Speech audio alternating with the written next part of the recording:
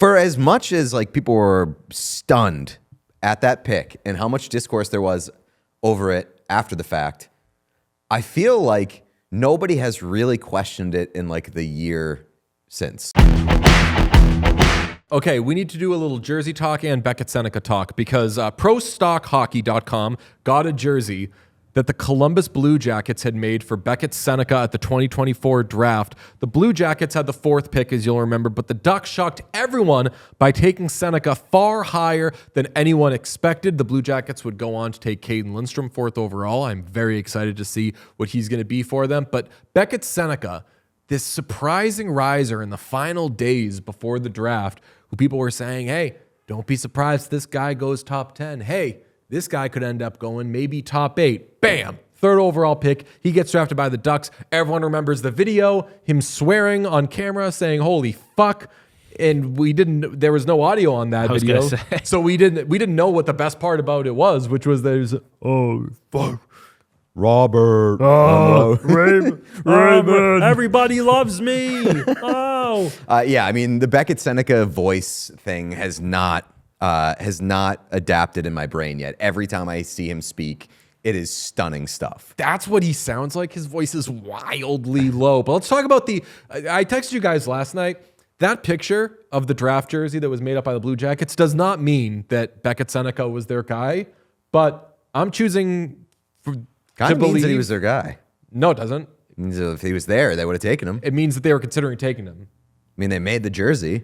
Yeah, they make jerseys. They don't make it for everyone. They don't make it for everyone. I'm saying I'm choosing to believe. Like, they had a Lindstrom jersey ready. They had a Sennecke jersey ready. They had whatever. Like, I'm choosing to believe that every team after the Blackhawks at 2 who took Artem Levchinov was planning on taking Beckett Sennecke. I mean, it would check out based off of how good of a player he is looking to be right now. I mean, we had the discussion yesterday.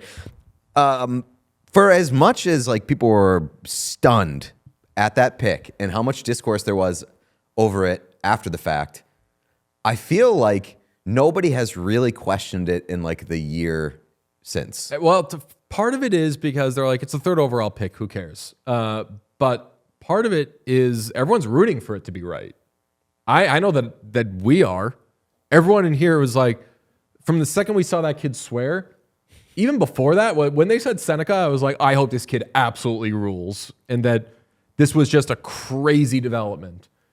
And I mean, so far so good. But then you see him, you see him play, you hear him talk. He looks like he's a half a year old. He sounds like Ray Romano a little bit. Someone on Twitter noted he sounds like Nikita Zadorov. Oh, yeah, right. I guess, yeah. He sounds a little more like Brad Garrett's character, Robert.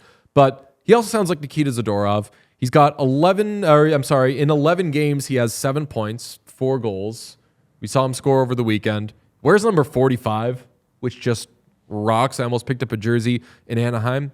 Might loop back. I still do it disagree, anyway. by the way. What? I think 45 is a dog shit number. No, so I think he's cool and he's making it kind of cool. Yes, exactly. But on paper, I hate that. I mean, Pedro, one of the coolest athletes of all time, Yeah. 45. But it's not hockey.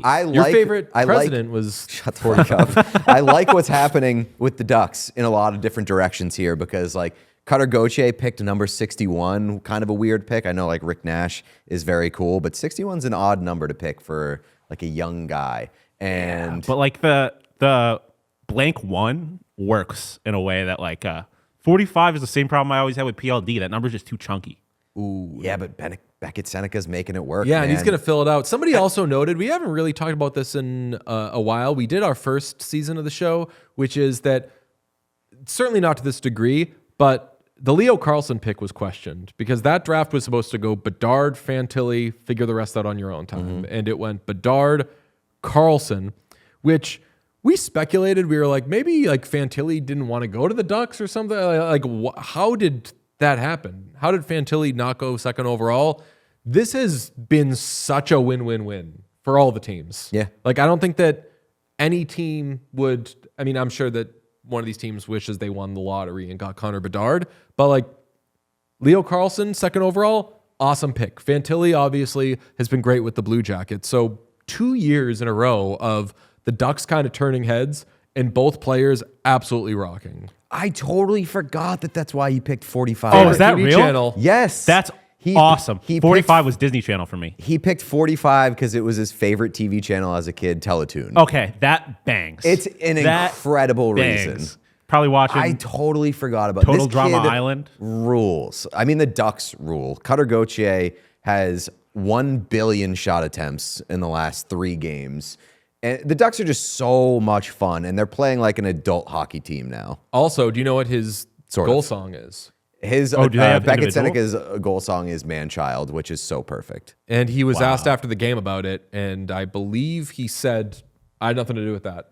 Didn't pick it. They played it when he scored, and he was like, okay, that's fine, which is perfect because he is a man-child. Do we Yes. have any audio of Beckett Sennecke we can hit, Sean? Yes, we do. Give us some. I think we moved our feet tonight. We created a lot of kind of odd man rushes. We were kind of rolling around the roll zone. We had a couple long roll zone shifts, and we set the next lines up well. So I think we just kind of had a great team effort tonight. Not a real voice. Best voice. Not a real voice. Voice of a generation. I'm getting more and more convinced every passing day that this is not a real human being. It's This also- is some sort of like malfunctioning cyborg who's good at hockey. And he's like, I would assume, right down the street from Disney's animation studios. Get that motherfucker in there voice acting. Oh, true. Get him in a Disney movie. We got to ask the question, like, are the Ducks just like leaning into cartoon adjacent young prospects? Because they drafted Roger McQueen and the guy who names his jersey after a cartoon channel. Interesting stuff. It's working out for him. On the subject of that Beckett Sennecke Blue Jackets jersey we saw, a listener of ours, Max, who sends us cool stuff all the time, is a Ducks fan. I did not know this, recently learned it because he sent the jersey in. Before the 2023 draft lottery, because the Ducks were the worst team in the league, ordered a custom Connor Bedard Ducks jersey. Then after losing the lottery, ripped the jersey up because he wanted to turn it into a Minchikov jersey. Then thought better of it. Then it was sitting in his closet until I said I'd started sewing. So then he just sent this jersey in, and now I repaired it last night. Here's one of the more cursed jerseys I think you'll ever see. Horrible. It's so bad. I love this as a Sabres fan, as a team, as a fan of a team who lost the Connor McDavid sweepstakes, because the McDavid, there's McDavid You Sabres know jerseys those, out there. yeah. I saw them with my own 2 eyes. Or Mick Eichel jerseys, which are even more cursed. This is way more cursed because it is not only a player that didn't go to this team, it is the worst jersey for a franchise and a jersey that like doesn't even exist under this new era of player. So it is just like the most cursed jersey that I think I've ever seen, and I love it so much. It's a rock bottom jersey. Yes. It's your branding is horrible when we know it could be amazing, especially now. yeah. The best you can do is hope that you're getting a good player, which all's well that ends well. You ended up getting Leo Carlsson. But this is just, all it is dashed dreams and unfortunate events. Yeah, it is like cursed alternate reality in so many different directions.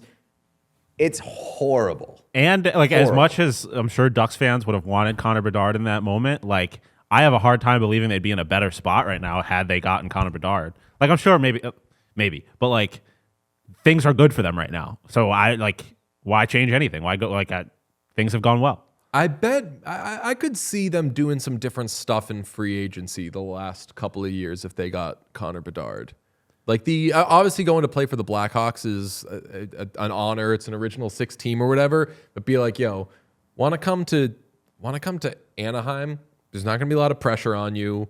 Play in California. You're on the beach. Him and Amazing. Trevor Zegras. Like we're going somewhere. Him and Trevor Zegras together the last couple of years would have been very interesting to me. I feel like those guys, at least prior to him going to Philadelphia, the public image of Trevor Zegras is quite opposite from the public image of Connor Bedard. Like it's one guy who takes things maybe too seriously and another guy who doesn't take anything seriously. Would have been interesting. If you enjoyed this video, please subscribe to What Chaos here on YouTube. You will get everything, daily episodes, player interviews, and so much more. It's all here on the What Chaos YouTube. Hit subscribe.